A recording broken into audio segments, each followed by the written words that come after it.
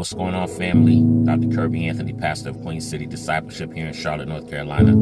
I hope you're doing well. I wanted to come and share a thought with you. When you're really following Christ, how that sometimes, people from your past or people that you're close to, it could be coworkers, it could be family, it could be people in your community like your neighbors and etc., different clubs. How that we were discussing how that when you really begin to follow Christ and the Holy Spirit begins to shape your convictions and he's dealing with you on things, and so you don't talk the same way, you don't have the same desire for certain types of entertainment. You have different goals, you have different dreams. The Lord is stirring your heart. You have different convictions, so you don't go certain places or have certain types of conversations. Me and this other person were discussing how that sometimes when that happens, you'll begin to sometimes be the odd man out or the odd woman out in the group.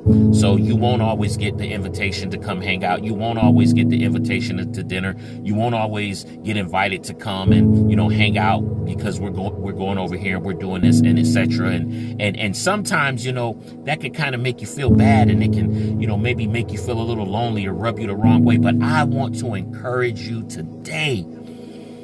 Christ will never call us out of things without replacing us with himself, which is so much better, because when you honor your convictions for the Lord, man, he always gives you more of himself, and I'd rather have more of the Lord than the world any day. So hang in there, be encouraged. It's going to be okay.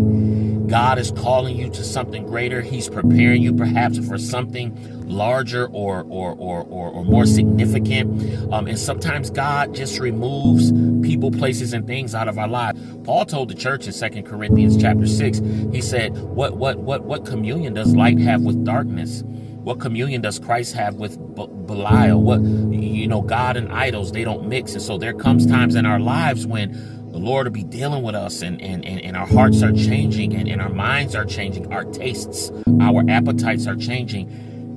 And when we honor that and we say, Lord, I want more of you than anything else, he'll never leave us alone. He'll never leave us lonely. He gives us more of himself, and he opens up doors and does things in and through our lives. You want that. Trust me, you want that, because great is our reward. All right. God bless you. I hope this encouraged you. If it did, let me know. Grace and peace.